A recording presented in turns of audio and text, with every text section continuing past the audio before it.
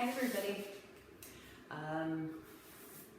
Today on There's a Yoga Pose for That, I want to do a quick, not long sort of routine, if you will, that I think is really great post-run for sure. So for all you runners out there, I think you could make the argument that post like bike ride or long walk, this would be a really great one.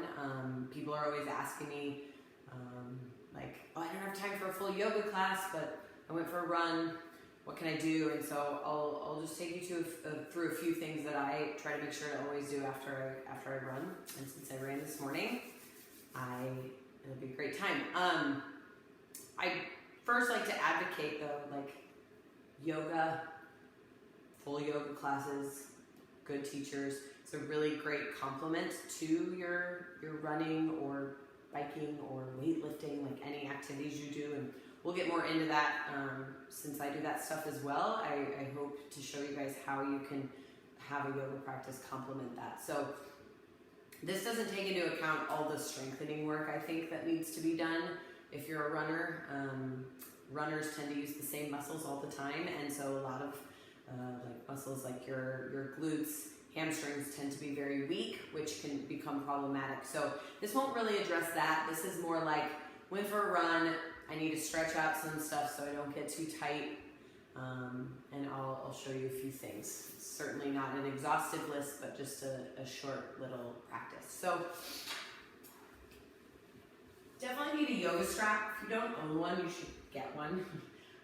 But if you don't have anything like that, some sort of band or jump rope, or even like a really like sort of long towel that you can roll up, something that you can sort of use to help you make your arms longer. So we start on our backs, and we're really going to address primarily hips, hamstrings, hips being outer hips, inner thighs, and hip flexors, so it's sort of all around, because when you run, you know, this action is happening all the time. And then we'll also address hamstrings and a little bit the chest, because I see lots of hardcore runners, like this is sort of the posture, right? So anything we can do to open up, yeah? So on your back, and you're of course welcome to make this longer and stay in these poses longer. In fact, I recommend if you could do a minute or two each stretch, that's probably best. But go ahead and make your loop big enough that you can hook your right foot in and extend your right leg. So I do some variation of this pose most days, and in many of my yoga classes, it's a really great prep for a lot of poses and a lot of things, but primarily this will just help you open the back of the leg. And if I just went for a long run, like I'm just gonna keep this left knee bent. I'm not trying to like get another workout in at this point. You could challenge yourself and straighten the bottom leg, but again, then there's like more work happening. So I'm just looking to primarily like stretch my hamstrings. So take some deep breaths here.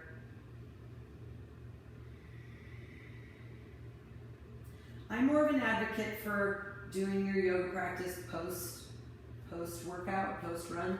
I think there's definitely the argument for doing a warm-up, of course. I just wouldn't do a ton of deep stretching before I run. It would make me feel like too loose. I would prefer to do even some movement or strengthening work, go for a run, then stretch. There's arguments to be made both ways, but that's my opinion. And the more opening you want on the back of this leg, you gotta really firm up the front of the leg. And you can press your heel up and peel the toes down. That's gonna stretch more of the calves. And just take a few more breaths here. If you have really tight hamstrings, this is a great pose to do on the regs as much as you can. And then you can soften this knee and just switch. So slip your left foot in, switch hands, put your right foot on the floor, and same thing. So firm up left leg, press up through the heel, peel the toes down, and breathe into the back of the left leg.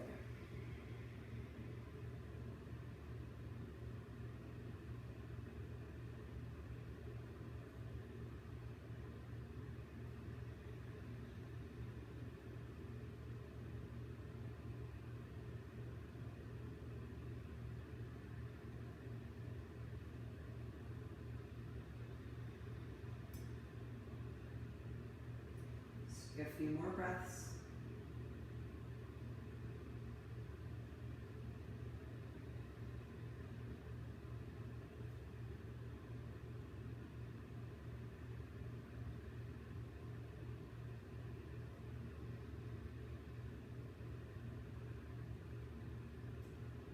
Last breath or two. So this is also a great way to kind of simmer your breath down after a run or a workout. And really, you know, there's a lot of effort that's involved to do that stuff, which is great. But as you stretch, I really would encourage you to work to like do less effort, less. All right, go ahead and lose the strap and set it to the side. And while we're on our backs, let's do one more thing, hip stretch. This is like old school, you probably did it in gym class as a kid, figure 4. So cross right ankle over left thigh, pick your legs up, and then thread your right arm between your legs, interlace your hands and pull. Now, if you can't do this, some of you might not be there, then you can kind of strap around your leg here and pull this way. So the strap really does act like an arm extender if your hips are tight enough. And I, you know, have been at this long enough that I need, you know, a deeper stretch to really feel it. So the more you pull, see how my shin comes in? The more you pull your legs towards you, your butt will lift, but you'll get a little bit deeper stretch. So if you want less, then soften a bit and pull less. You guys can see my foot's pretty flexed and active here. That will just protect the knee a little bit. And take some big breaths. I like to tip a little side to side. It feels good on my back when I do that. Just a little rocking, but you certainly don't have to do that. And again, breathe deeply, fully. So for runners in the room that haven't added any sort of mobility or stretching to their routine, I clearly highly recommend it. I don't run like I used to at all, but I used to run a lot, and I would log quite a few miles, and I don't quite know what I would have done without yoga. My knees already had enough issues, and it really wasn't until I added the strength training that those went away or got much better. Go ahead and switch. So I highly recommend like strengthening weak muscles as well as stretching tight ones. I ran one full marathon in my day, and I always followed my long runs with a handful of stretches like these. I did them more yin style, where I stayed in them for several minutes, and it was hugely helpful. I guess I don't have anything to compare it to. I never ran a marathon like without stretching, but I was able to run it just fine, and I felt great, and I didn't have any really big issues after. So I'm sort of the opinion that, especially if you're young, you can kind of get away with this stuff for a while, and then as we age and our body gets less fluid, more tight, it suddenly is like, oh yeah, I wish I would have done more of that mobility work when I could. So take a few more moments on this left side.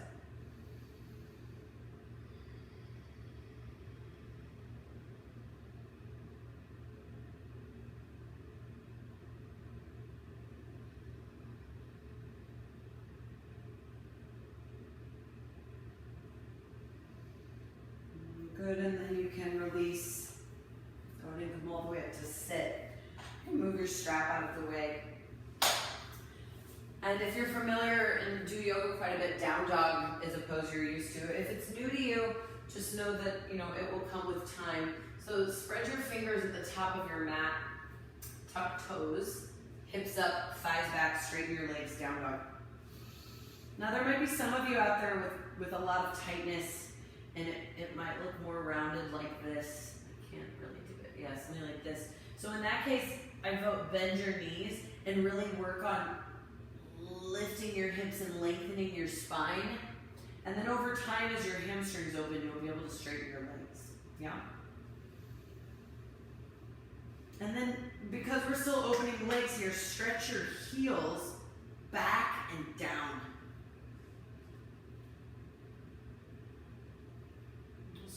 couple poses here. So lower your knees and then step your right foot between your hands. So the deal with lunging is, for some of you this might be enough. If you don't feel a lot, then move your back knee back and deepen the lunge. I was telling my class that I taught this morning, after a run, I like to do an even deeper lunge where I pull my foot back and then watch, I'll let my knee come forward of the toes so that I get a really good calf stretch here, and I get this hip flexor opening on the back leg, which is like double whammy. You might have to walk your hands forward, and let's just stay here for a little bit. So really opening here. This might be quite intense for some of you. A good rule of thumb is if it's intense, deal with it. Try, breathe, sit with it. If it's pain, like I'm hurting myself, painful, then don't, back out. It's not a contest and, the race is over, you know what I mean? And I know that I might not necessarily get as deep as I'm used to in a yoga class after a run. After a run, my body's tighter, so you might not get as deep. So I really encourage you to kind of listen to what your body's telling you, and don't go so deep if it's not ready. There's not really anything to gain by going deeper all the time, especially if you're naturally really flexible. It's probably to your detriment to keep pushing that. So let's take a few more breaths here.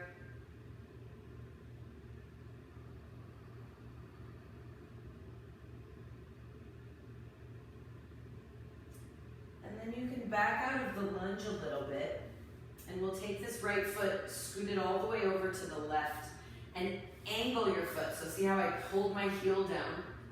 Lay your shin down, but my shin's at an angle. That's a must for almost everybody in the world. And then scoot your knee back and come to pigeon. There's a few people with really open hips that can be more parallel. That's just a sort of lot to ask of your hip, especially after a run or a workout. So I wouldn't really worry about that. Again, there's nothing really to gain. You're still working to stretch the outer hip here and the inner thigh. And some of you might have to be propped up. You might even need a blanket under this hip if this is really intense for you. But there's some of you that can kind of drop in and try to just rest here and chill. If this is not possible, or if you get knee pain in either your front or back knee, then just flip around, lie on your backs, and do that figure 4 stretch again. It's the same idea. This is just a little bit more intense than figure 4. But you can always repeat figure 4 if you need to. Again, work to slow your breath down.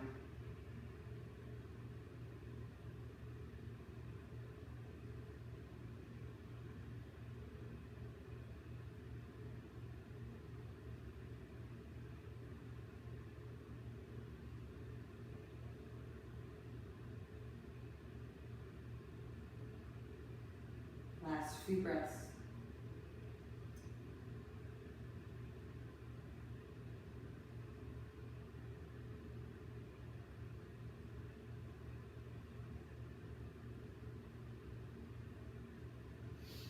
Take your time to come up to your hands, tuck your back toes, and then step back again to the down dog.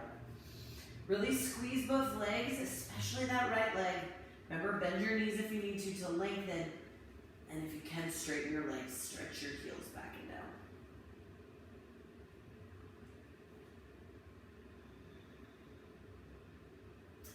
All right, lower your knees. Let's do that on the other side. Step your left foot forward.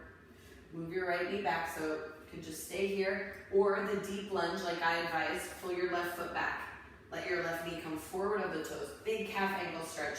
I need it. I don't have a lot of mobility there, so I always am trying to work with it. And then walk hands forward and sort of hang out. Sorry, my ponytail is kind of in the way. And then you just try to soften. Again, expect discomfort and expect to be like, ugh, this is intense. Especially after a run or a workout, it's going to be even tighter. So part of our work in yoga and fitness in general is do hard stuff, right? Sometimes you gotta do things that feel hard and unpleasant and sit with it. It's a really great lesson in life. And you're certainly not going to get more flexible or mobile by never feeling some discomfort when you stretch. So it's sort of part of the game. So your work is to soften your shoulders, your neck, your jaw, your face. And some of you, I've got my heel down. I'm really trying to press my front heel into the floor. Again, I get a better stretch. But if your heel's lifted and it doesn't hurt your knee, that's fine. You're still trying to work it in that downward direction.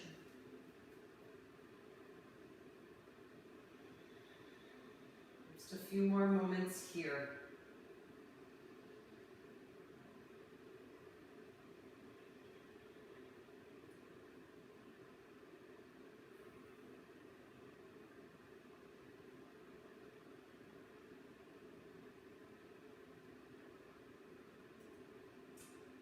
Back out of your lunge a little bit. Move your left foot to the right, set up for pigeon. So once you get here, pull the foot back, lay your shin down at an angle, and then you lower down any amount. Again, prop yourself as needed. Otherwise, we'll be here for a bit. And you just try to soften. So you're getting lots of these outer hip, these are glute muscles here, inner left thigh, all good things. The hip really, glutes and hip muscles really dictate everything below and above. So sometimes we're like, oh, I'm having this issue in my back or my shoulder or my foot, and often there's a hip component related, almost always. And so really drop in here and try to slow your breath down.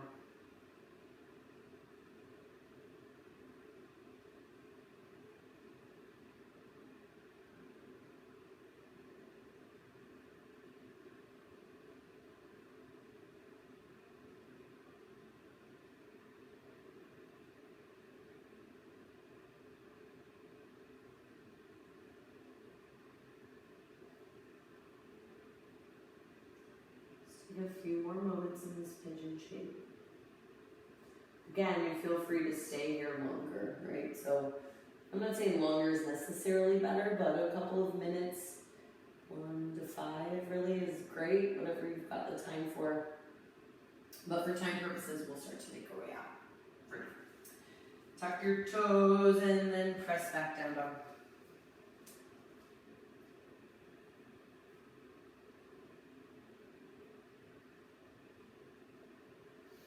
Good, and then just come have a seat on your heels. If that's not comfortable, just sit cross-legged, it's fine. So we've really addressed very mildly, but it's enough, right? Address the hips, the hamstrings, right? So the lower half. Let's take a moment to address, upper half. I say in general, this is people's posture, forward shoulders, sort of tightness in the chest, but like runners are no different because we're really sort of worried about what's happening with the lower half. So anything we can do to open up the chest, and if you want more of that, I did a video a week or two ago on posture. We address a lot of that. So there's more to come, but from here, interlace your hands behind you, and you can see it's entirely possible to have your hands back here, but still roll the shoulders forward. So you're gonna have to work fairly a lot to roll your shoulders back and then straighten your arms. Now notice I'm not doing weird stuff with my head.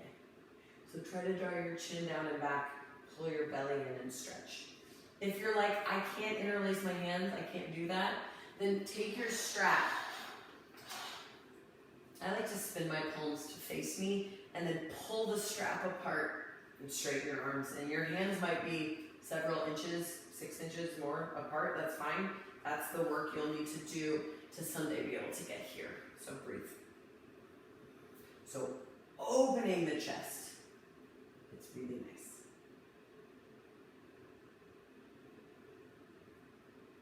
Good. And then release. Let's do one more thing. So before we do that one more thing, I would like to stress, like I said earlier, this is all you need to do. Depending what you have going on and where you're, running can be a big source of issues in the knees and the hips and the feet. I cannot emphasize enough that strengthening weak muscles is going to actually be really helpful. I have had knee stuff for 100 years, mostly from running, and for me, strengthening the hips, the glutes, and the hamstrings has sort of been the biggest game changer. So I'm gonna advocate that, like, that's like a whole different video of like strengthening exercises. This is more just opening, but bridge pose that we're about to do is a nice way to sort of fire up the hamstrings and glutes, a little bit of strengthening as we open the chest. So it's definitely sort of moving in that direction, which is why I want to throw it in. So if you lay on your back, heels under knees, so I should be able to reach and kind of touch my heels, yeah?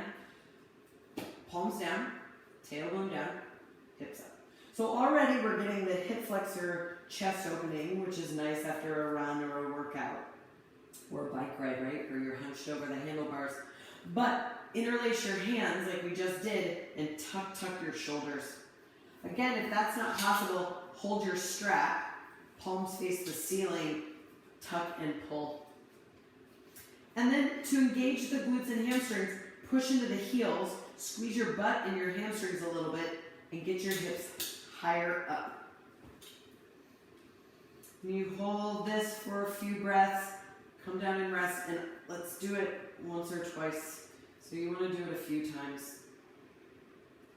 Go ahead and rest. Let go of the strap, let go of your hands. Just pause for a moment.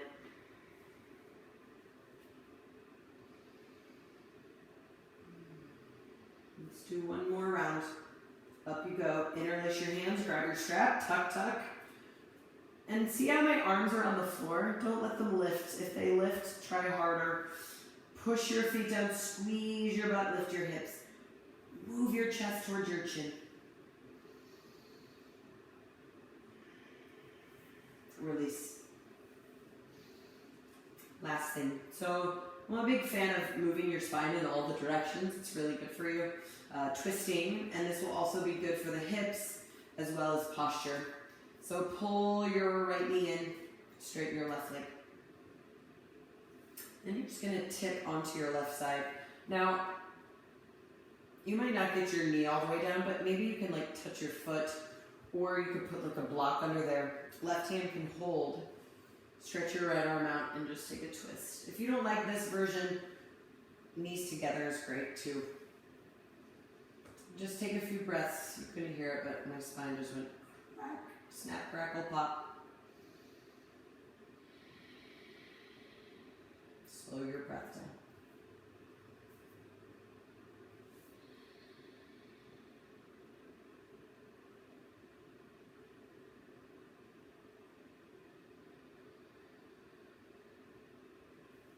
Slowly come in.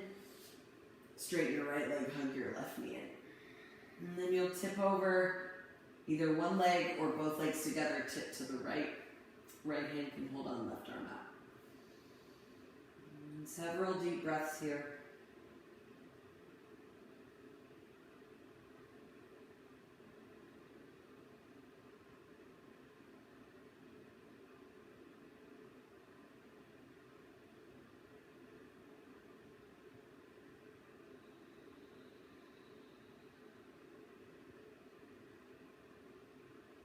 Last few breaths.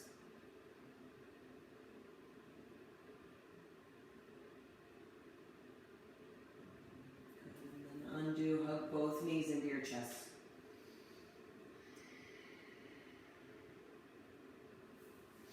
Come all the way up. So that's super quick, sort of, there's a yoga pose, not just one pose, but little quick sequence for post run, although give it a try, post whatever. Again, there's more of that, but let me know how it goes. Thanks, guys.